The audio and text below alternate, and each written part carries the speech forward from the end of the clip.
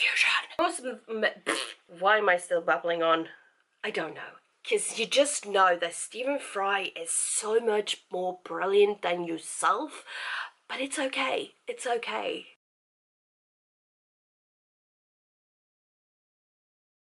The Witch's Heart by Genevieve Gornichec. I'm sorry if I said that wrong, but there we go. There we go. So this is Norse mythology. Now, I'm familiar with Norse mythology, but not as familiar as, say, like Greek and Roman, although more Greek than Roman, even though they are kind of the same, it's just confusion.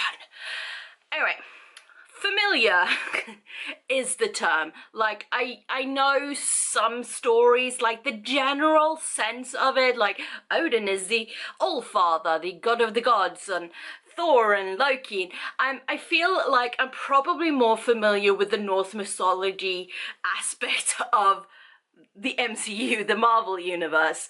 And, well,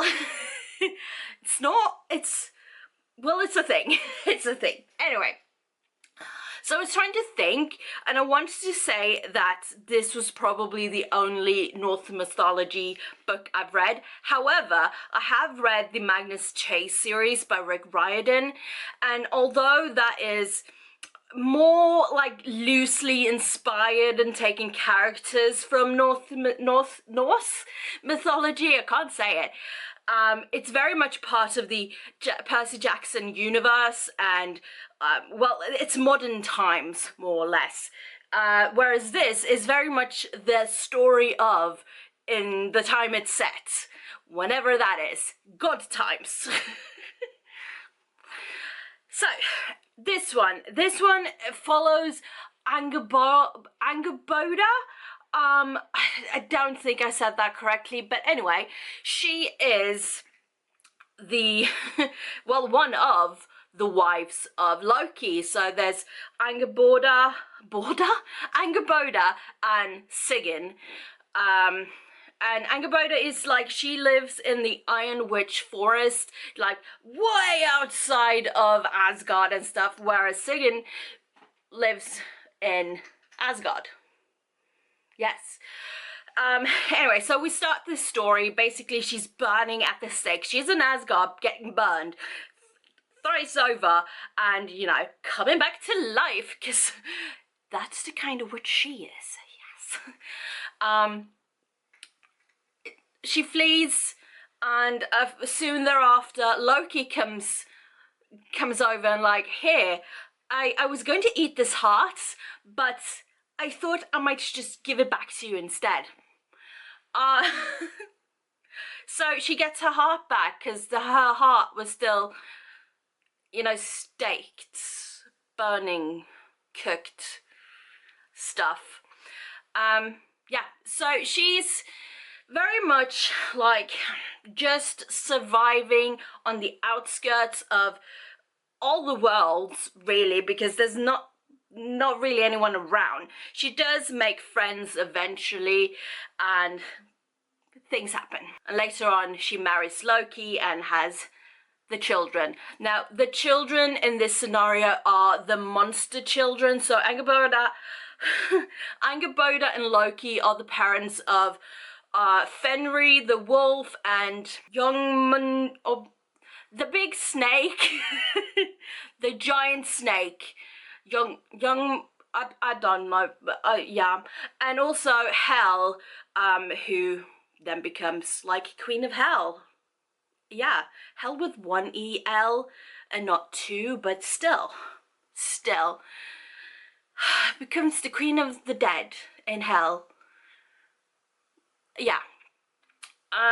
So that's it's her story told from her point of view, and like from I was gonna say from life to death, but that makes no sense. Basically, it starts when she's fleeing Asgard and then ends just about when the world ends, because she has this power, which is a prophetic power, so she can kind of see the future. And one of the reasons she's actually hiding is because Odin wants to use her power to know what's going to start the end of the world, the Ragnarok. And she doesn't want to go that far. And it's like when Loki says every now and again, like, if he could know the future, he wouldn't want to know the future because he wants to make his own fate. Yeah, he's making his own fate. Or is he? Because... Anyway, I really enjoyed this book. I really enjoyed it. I do hope that Genevieve I do hope this author writes more Norse mythology books, because I highly enjoyed it. I do definitely think it's something we need out in the world, and especially from a character that's, I guess, a smaller character in all the Norse stories, as it were. I mean, we can have like Thor and Loki and Odin and everyone else, and I mean, they're the big popular ones, but Angerboda is, well, she's one of the smaller ones, one of the lesser known ones. It's also like we don't know all about her because she was like just the mother of the monsters, basically. And yeah, but also this book just gives that whole, yes, she was technically mother of monsters, but also these were just children. The wolf, the snake, the girl child, she had like her lower half was dead. So they're all kind of monster-ish, but it's all that they're children and you shouldn't really judge a book by its cover kind of thing. Yeah, I really enjoyed it. Yes, highly recommend. So Norse Mythology by Neil Gaiman. It's honestly, I thought it was bigger, but it's a very short book. Anyway, it's basically just a short story compilation of I don't want to say that it's all of the Norse myth stories, but like the general stories, like you get the gist of it all through this. I do believe, I think it's, does it say in the beginning? Or did I read it somewhere else? I don't know. Oh yeah, introduction, yeah. So I do believe it's like Neil Gaiman's own version of it, or like how he interpreted it as a kid and going forwards. How do I explain that? I don't know. I did like it though, because it was very simple to read. Also, I don't think I've actually read a lot of Norse mythology. I did have some in school, but it's very vague. And you don't really get, whenever you do like mythology and you're not, it's like a specific mythology kind of a class, you just get like little bits and pieces, sort of like a teaser. So you don't really get a lot. And I don't think I've read a whole lot other than that. I usually just go for the Greeks. I did highly enjoy going through some Norse gods stuff. I don't know what to say. Short, compact. If you just want a short, compact version of the Norse mythology, there you go. There you go. Anywhere I hold it, it's going to be too shiny. So, Heroes by Stephen Fry. It is the second book in his Greek myth retelling thing series, I guess.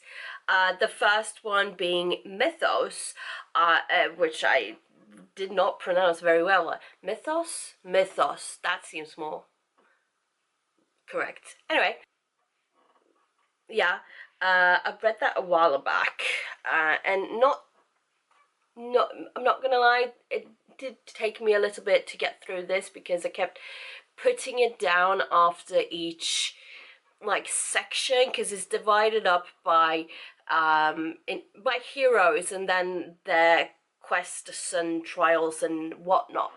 And I did read like one and then go read something else and then come back to this book. So it did take me a little while to read. Longer than it usually takes for me to read a book. Why am I still babbling on? I don't know. Anyway, so I almost called it Mythos, but Heroes. Heroes is an engaging and witty retelling of Greek myths, focusing on heroes like Heracles, Perseus, and Theseus. Fry's writing style is humorous, clear, and accessible, making H's stories feel fresh and entertaining for modern readers. He balances action and drama with thoughtful insights into the flaws and strengths of each hero, showing that they are far from perfect, even though they try to say that they are. They're really not. Overall, Heroes is an enjoyable and informative read that brings Greek mythology to life with charm and intelligence. Because you just know that Stephen Fry is so much more brilliant than yourself, but it's okay. It's okay. We still understand everything. Highly enjoyed. I can't for the life of me remember if I have the third book or not. I don't think I do. It would be in here, in this pile behind me. I don't think I do, but there is a fourth book that recently came out, so that's very curious because I'm pretty sure it was meant to be a trilogy. What happened? What happened? Anyway, you like Greek myths? Very good.